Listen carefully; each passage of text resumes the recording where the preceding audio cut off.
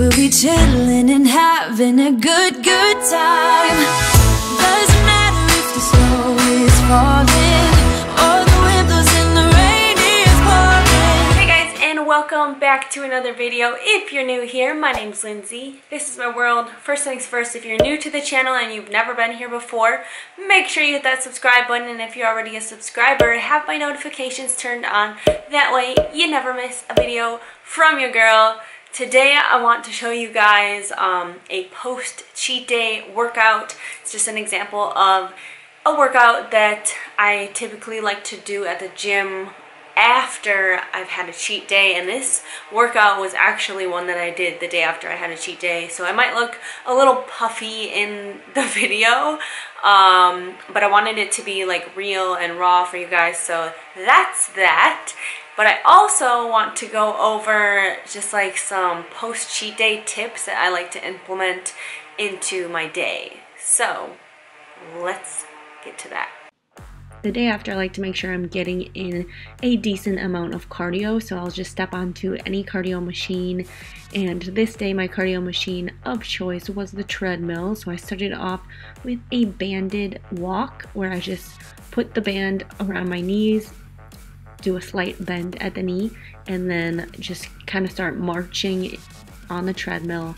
I do this for 30 seconds and then I'll switch to the left side and start moving kind of in like a galloping form, but also keep my knees bent into a squat position. I'll do this for 30 seconds and then alternate to the other side, and I'll just keep alternating every 30 seconds until I hit about 10 to 15 minutes.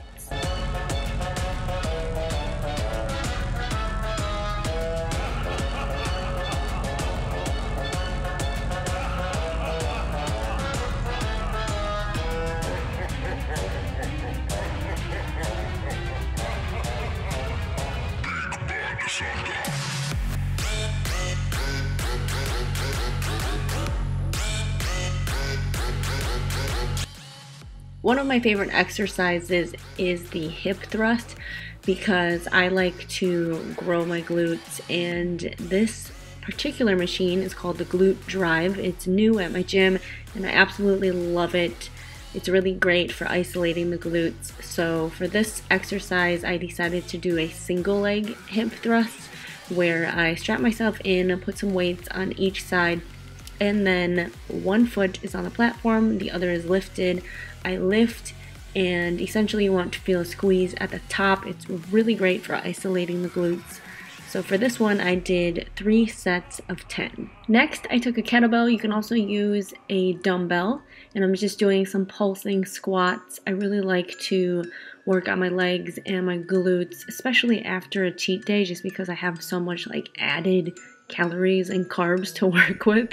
So this is the next movement, and then from there I go directly into kettlebell swings, and this really just gets my heart rate up and keeps me nice and sweaty. Next I just grab a box or a step, whatever you can find nearby that you can jump on, and I start performing alternating box hops.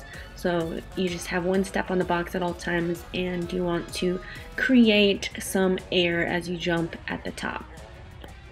And then I just finish off with some boxing work. We have some bags at my gym, so I just like to hit the bag for about 15 to 20 minutes to make sure I'm getting in a really good sweat. And that's it for the workout. I will leave all of the details in the description box for you guys in case you want to do it yourself, but that's about it.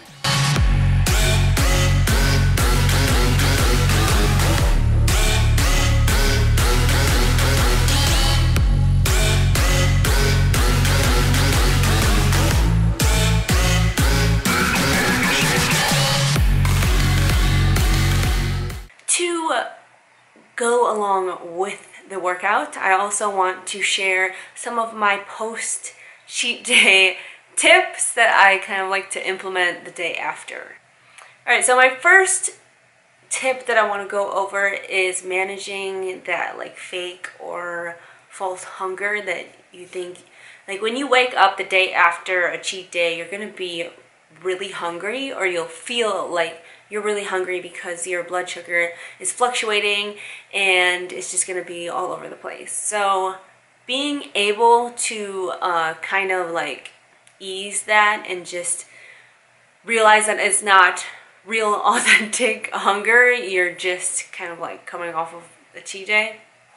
So what I like to do is make sure I'm drinking a ton of water, and some days I will wake up where I'm just feeling really hungry, but then other days I'm completely stuffed and I really don't want to eat anything. Which brings me to my next tip, which a lot of you guys know I implement pretty much on a day-to-day basis, but I do intermittent fasting, and I find that this is very beneficial for me the day after I do a cheat day, just because like you are going to have that hunger, but being able to maybe keep your meals within a given time frame, it's a smaller window, but you're still able to eat quite a bit within that small window. So for example, I typically don't eat until like 5 or sometimes 6 o'clock at night. So I'm fasting all the way up until that time, and I stop eating at around, I would say like 9 or 10, usually 10, because I am more of a night like eater. So my fasting window is like 19 hours.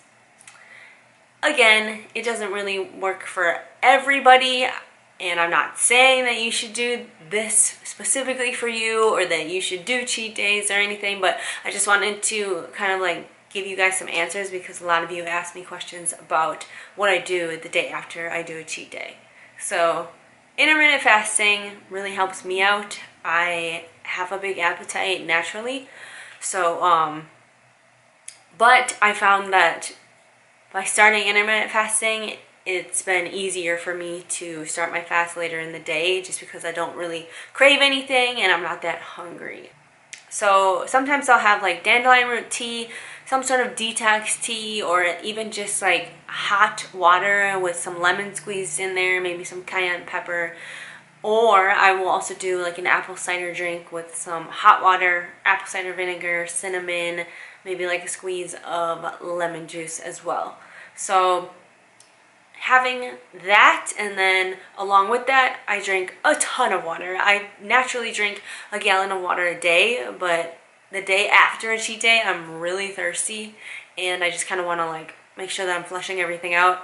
So it would be anywhere from like 1.5 gallons to sometimes 2 gallons of water the next day. And then aside from that, I think it's important to just resume your normal eating habits. You don't have to starve yourself, and I would never suggest that or promote that. Intermittent fasting is completely different from, you're not like starving yourself. You are fasting for a period of time, and then you have another period of time where you're consuming your meals. So that's what I personally like to do. But being able to resume your normal diet is something that is important. You don't want to just like have a cheat day and then turn it into a cheat week. And you also don't want to starve yourself the next day to try to like make up for all of the calories that you consumed or all of the fat and carbs, because honestly, like, we all indulge sometime in our life. You're going to indulge, and there's not a problem with that. I've never been somebody who wants to promote like eating like a bird or not being able to enjoy the things that you want to enjoy in your life, especially around like the holiday time. We are with our family and our friends, and maybe you're at a lot of different holiday parties or gatherings, dinners, and you want to indulge. I don't think you should feel bad about indulging every now and then, but you shouldn't make it like a daily thing where you're constantly eating donuts all day, every day. For those of you who are, you know, wanting to live a healthy lifestyle, or you want to lose weight, and you don't want to gain weight, things like that. But yeah, I don't think it's the end of the world if you have a cheat meal or you indulge in something that you really wanted at that time. So, yeah, just go back to how you were eating before. You don't want to be hard on yourself or start to feel bad about the fact that you did have that piece of cake at Susie John's party or whatever. There's no like rocket science to any of this. Honestly, the things that I do, I have just done like trial and error. Things that I have found work better for me, I just continue to do them, and I like it that way. I'm not saying that everybody else should do the same thing, but a lot of you ask me questions about the cheat days, why I do the cheat days, or how I eat the next day, how I work out. Keep in mind, I train really hard. I train hard pretty much every day of the week. I do like to take like one day off, but I train really hard, and I feel like you have to still enjoy your life and not be so hard on yourself. I also want to get into my next tip, which is doing like some sort of high intensity workout the next day. I personally love high intensity workouts because it spikes your heart rate up, and then you have like short breaks in between. So I don't know about y'all, but I'm one of those people who sweats a lot when I work out, or like if I'm lifting weights, I don't sweat a lot, but I do naturally. I don't know why or how, or this is just getting weird and too personal, but I sweat a lot when I work out, and personally, I like to sweat when I work out because I feel like if I don't sweat, I haven't really done anything.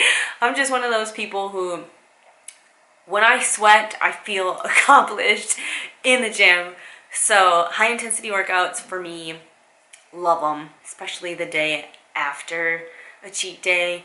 I also like to make sure I'm doing full body, not just focusing on like one part of my body. And the sauna. I like to sweat a little more the next day, so I will do like 30 minutes in the sauna after my workout. That is it for this video about my post cheat day workouts and tips. I hope you guys enjoyed. Make sure you like and subscribe, and let me know if you have any other video ideas or questions about cheat days or anything really that you want me to answer. Leave them in the comments below, and I'll do it in a video. You guys know that I like to take my video ideas from you guys because I want to make sure that I am putting out content that you really enjoy. So thank you so much for watching, and I will see you guys in the next video. Sign up for my 30 Days to Your Summer Body Challenge. This includes a 7-day free trial of the Body by Lynsee app, full weekly workouts, healthy recipes, and my free ultimate healthy eating and lifestyle plan.